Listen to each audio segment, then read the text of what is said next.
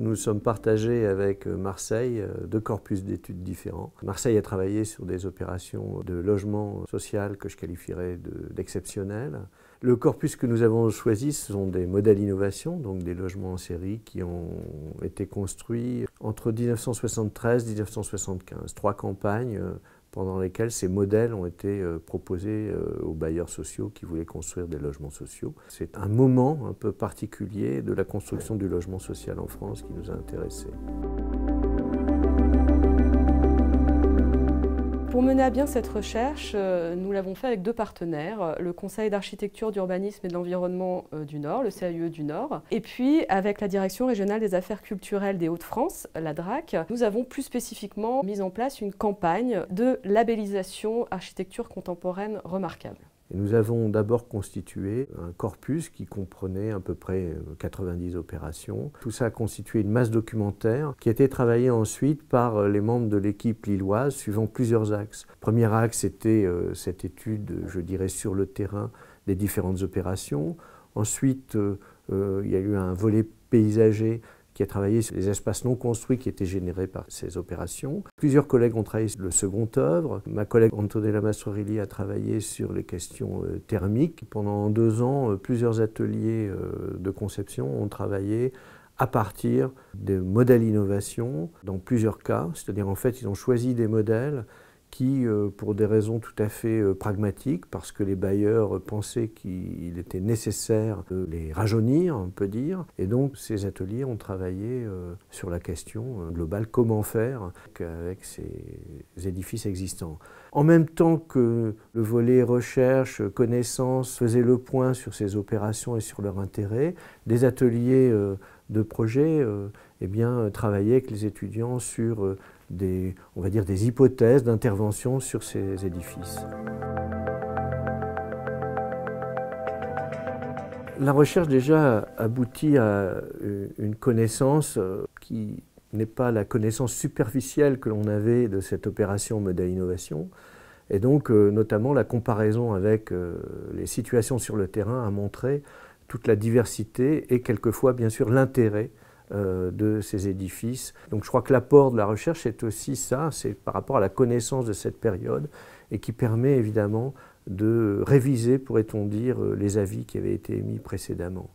Ensuite, les tests, notamment le volet pédagogique avec les ateliers de projet, ont montré à la fois les difficultés d'intervention et aussi le potentiel de ces opérations. Cette recherche va aboutir déjà par la mise en place d'un site internet qu'on peut consulter dès aujourd'hui, qui s'appelle modeleinnovation.fr, aussi par la labellisation qui a été effective depuis septembre 2021, puisque la commission régionale a effectivement labellisé 20 opérations de ces modèles innovation en tant que label architecture contemporaine remarquable, et même l'inscription d'une opération particulièrement intéressante au titre des monuments historiques.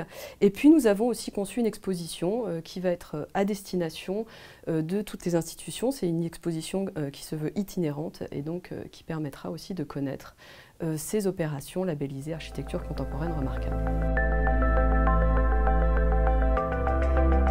Après une première phase de recherche dans laquelle on a appliqué la méthode des analyses fines en régime dynamique qui prennent en compte la variable de l'occupation, donc le comportement des habitants, ses pratiques à l'intérieur de son logement. Après cette phase vérifiée dans un bâtiment, un modèle innovation de la Salamandre, on a essayé de le retester sur une autre typologie de bâtiment, moins concentré, donc plus fragmenté. C'est le quartier de la Vieille Motte à Neuville-en-Ferrain, dans le département du Nord. Ce qui a été important, qu'on a rajouté dans cette deuxième phase, de questionner l'habitant aussi sur ses pratiques, de le former aux bonnes pratiques et de faire donc un questionnaire d'auto-évaluation. Et donc maintenant, on peut capitaliser ces résultats et les confronter aux factures d'énergie pour voir vraiment si ces changements de pratiques ont amené des résultats sur leur facture d'énergie et de mettre en place des simulations énergétiques à régime dynamique qui prennent en compte la variable de l'occupation. Ce projet nous a permis de former des architectes à ces méthodes d'analyse énergétique en régime dynamique et donc d'être au cœur des opérations pour pouvoir effectivement sauver la qualité architecturale des bâtiments, être dans une logique de respect de l'environnement, donc éviter les opérations lourdes et s'inscrire dans une démarche minimale et stratégique.